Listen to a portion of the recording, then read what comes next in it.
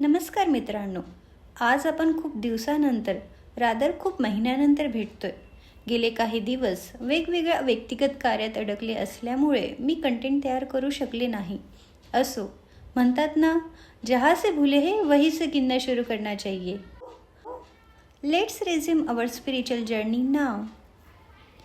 तर मित्रांनो, मागील व्हिडिओमध्ये आपण शरीराच्या स्वस्थतेला जपून ठेवण्यासाठी आवश्यक असणाऱ्या 7 घटकांपैकी आपले सभोवताल या घटकासंबंधित चर्चा केली होती.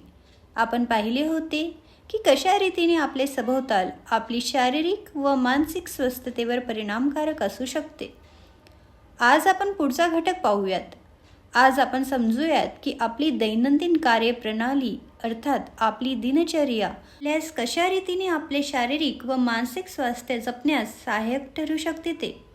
मित्रांनो, आपल्या दिनचर्येचा आपल्या व्यक्तिमत्वावर खूप मोठा प्रभाव पडत असतो.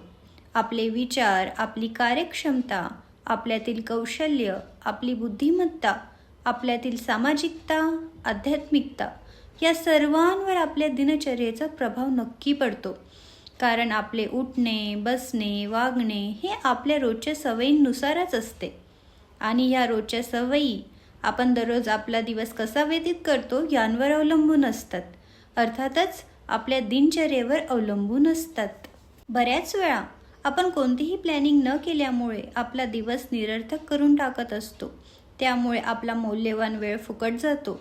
परंतु मित्रांनो, जसे की आपल्या सर्वांना माहिती आहेच की मनुष्य जन्म खूप अनमोल आहे आणि कुणाकडे किती आयुष्य आहे हे कुणालाच माहीत नसल्यामुळे मनुष्य जन्माचा एक एक क्षण खूप महत्त्वाचा आहे.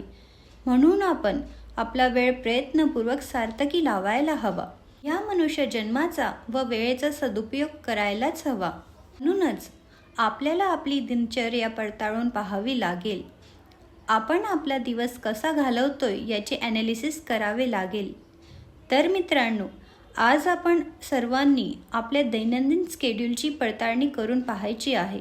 त्यात 2 भाग करून हे समजायचे आहे की आपण किती वेळ उपयोगी कार्यात देतोय आणि किती वेळ निरुपयोगी कार्यात देतोय ते. ही पडताळणी झाली की तुम्ही पर्सेंटच्या फॉर्ममध्ये मला कमेंट बॉक्समध्ये कळवू शकतात.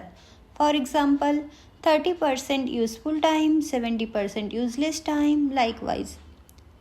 ठीक आहे तर मंडळी, मी तुमच्या कमेंट्सची नक्कीच वाट पाहील. लवकरच भेटूयात नेक्स्ट व्हिडिओमध्ये.